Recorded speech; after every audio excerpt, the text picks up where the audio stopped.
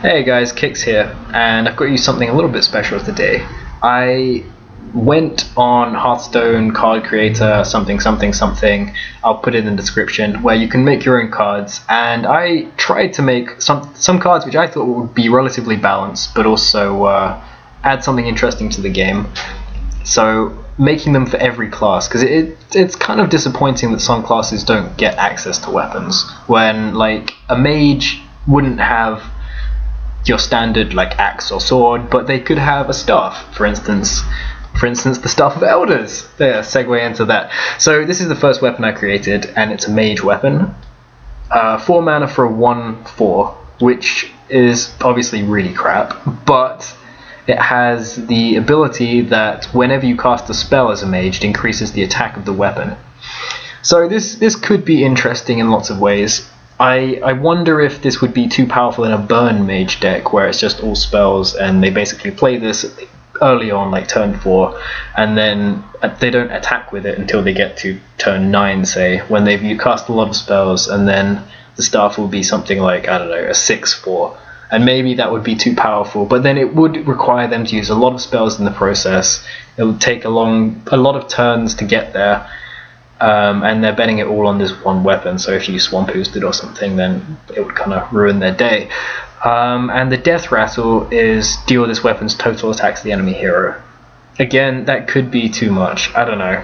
I think because the weapon starts out so weak, it's unlikely to get hugely powerful, but I might have to tweak the mana cost, tweak the ability depending on how powerful you guys think it is. I think it seems fairly balanced as the game stands. But anyway, let's go on to the next card, which is Essence of Hatred, which is a Warlock card. So this is an interesting card because you can't use it the turn you play it. You could attack for 3 and it gets destroyed, unless you trade a demon minion, which will then increase the durability of the weapon. So it's a 4 mana 3/1 weapon, but potentially has a lot more durability than that, depending on whether you want to use it. If you don't have a minion in play when you summon it, it's not good to use because you're just going to destroy it that turn. You'd have to be pretty desperate to do that. Of course, there are situations where you might have to, but ideally it could be, well, it's X durability equal to the amount of demons you're able to trade. And Warlocks kind of, they use a lot of demons, they sort of revolve around that, so I don't know, I'd like to see how it plays. I hope it doesn't become a card that aids the Zoo deck. It seems like every card they add these days just seems to help Zoo, and Zoo just gets stronger and stronger. I did originally I just had when a friendly minion dies, but I thought maybe if it's just demons it would slightly inhibit that, and maybe cause Warlocks to play as they were meant to be played, kind of a deck based around demons. I don't know. I mean, that's how I've always assumed Warlocks were meant to be played, but never really came down to that. So that's the weapon. Don't know where that stands. It might be too powerful in a Zoo deck, but in a standard deck I think it will be quite nice. On to the next card, which is Mind Warper, and this is a priest weapon. So for 7 mana it's a 5/1, which 7 mana, it's a lot to pay for a weapon, obviously. 5 attack, that's fairly good, but the ability is the really crazy thing here. So basically, if you hit a minion with it and the minion doesn't die, so it has more than 5 health basically, then you take control of that minion. So it's like a more expensive mind control that gives you a damaged minion. For instance, if I had the Mind Warper equipped and I attacked into my opponent's Ragnaros with it, I would take 8 damage to the face, and then I would take control of an 8/3 Ragnaros. So yeah, I mean, it's like you can use mind control much earlier by using this, but I took 8 damage to the face and I have a significantly weakened minion. Or of course you could, if you're desperate, like with most weapons, you could use this just to kill something with less than 5 health. 5 or less health, and you just use it to kill that and you lose the weapon. So it kind of works with the priests and their steal a minion type thing that they kind of work with. I had originally given it 5 attack 2 durability, but I think that was too crazy. Too crazy. So I've made it 5-1. I'm not sure how well it'll work. We'll see. Nature's Bite is a druid weapon. It's 4 mana for a 2/2, and if the weapon destroys an enemy minion, you gain a mana crystal. Now, druids already have lots of cards like Wild Growth and Innovate to kind of cheat the game and move their mana count up earlier than where it should be. But this weapon more or less is just the same kind of theory. It's kind of situational whether you can destroy a minion with it or not. If you can't destroy a minion with it and you just need to do some damage, you can do that too.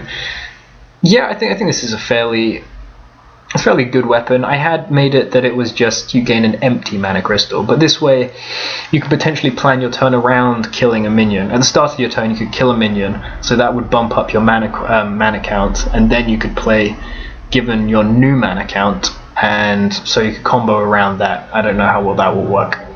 As with none of these cards are going to be playtested, so unless Blizzard decides to watch this video and then just incorporates all of these cards into their game, which would be nice, but no, it plays with the druid ideals, so yeah, I think it fits in. Next we have, this isn't a weapon because Warrior has too many weapons already. They don't need any more weapons. This is Battle Hardened Chieftain, which is a 6 for a 6/5. Which is not amazing stats for the mana. That's it's more or less a Lord of the Arena. But the battle cry is, you may destroy your weapon to summon this minion at a mana cost minus the attack of the destroyed weapon. So, for instance, turn 2, I could play Fiery War Axe and kill a minion. And then turn 3, I could destroy my Fiery War Axe. I could deduct 3 from the cost of this minion, so that means it will cost 3 because I destroyed my Fiery War Axe, which has 3 attack. So I play Battle Hardened Chieftain turn 3 for 3 mana, and it's a 6/5. So that is pretty damn good, getting a 6/5 out that early. Causes you to destroy your weapon, so like it disadvantages you, and I don't know. I mean,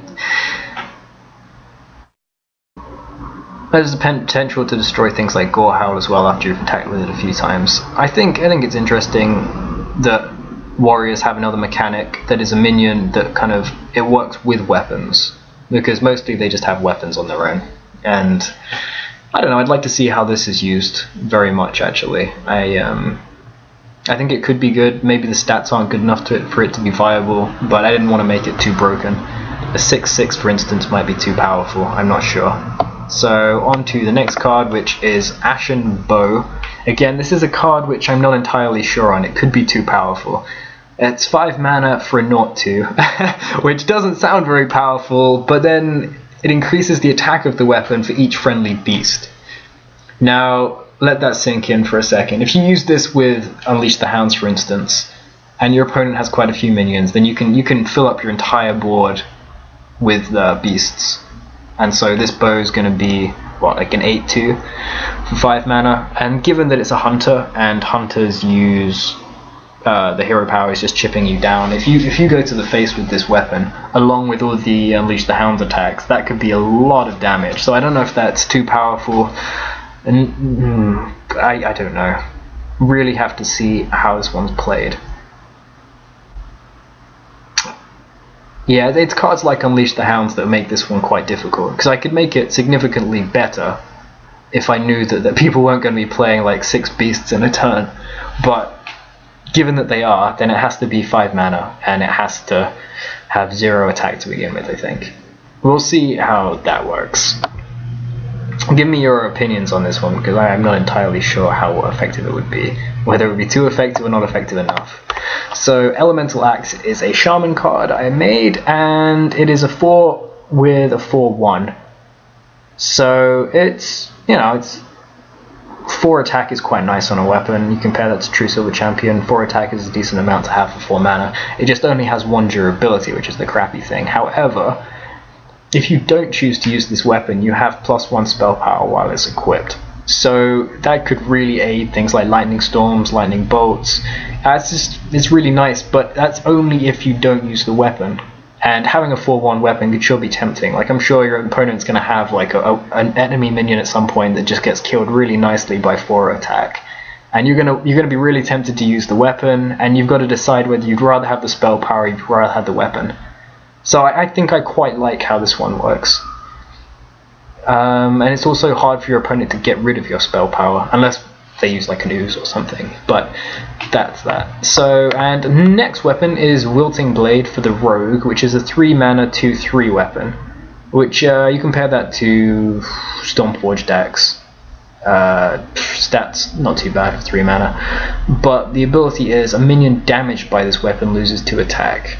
So I don't know how useful that will be. Ideally, you don't want to be attacking a minion with high attack anyway. So, I mean, for instance, you're attacking a lava golem. Sorry, magma golem? Molten giant. I got that completely wrong. If you're attacking a molten giant, then you're going to take a lot of face damage and just make it a 6 attack minion, which doesn't help you hugely unless your board position is really benefits from that. I don't know. But probably not going to be that useful. But then it's only 3 cost, and sometimes you could potentially save a minion by attacking first with that, then attacking with your minion, and then the weakened minion you're attacking doesn't kill your minion because it's had its attack reduced. I don't know. I think it's just a nice bonus on top of having a 2/3 weapon. So yeah, I think that's fairly alright weapon. And finally, the Paladin weapon for 6 mana. It's a 3/3. And it's more or less like a Blood Knight. It removes all Divine Shield on the board, and you gain durability for each Divine Shield it destroys. So you could potentially gain a lot of durability. I don't know how useful that would be, but just some icing on the cake. Death Rattle will give a random friendly minion Divine Shield. Since it's a random minion, it might not be that useful. You might hit something like one of your 1/1 recruits, so it might not even do anything. But I didn't know how to. Is the 6 mana too much? It's probably too much. Yeah, I think maybe it should be 5 mana. I don't know. I'd have to get some feedback on that. But since Paladin revolve around Divine Shield, then you can build a deck around giving this weapon a lot of durability, and having a 3/7 durability weapon or something, for instance, would be amazing. Some odd times you might even hit your opponent's Divine Shields. I know I've been wrecked by many a Blood Knight. So yeah, it could be useful. It should probably cost less mana, but it's okay. There are no 3/3 weapons as of yet, and it's useful to have 3 durability on a weapon. But maybe it should be 5 mana. We'll see. Okay, so that's all my weapons. I think I might be making a video with some legendaries I've filled up, so stay tuned for that. I hope you enjoyed this. Please leave any comments about balance, etc. in the comment section, and thanks for watching.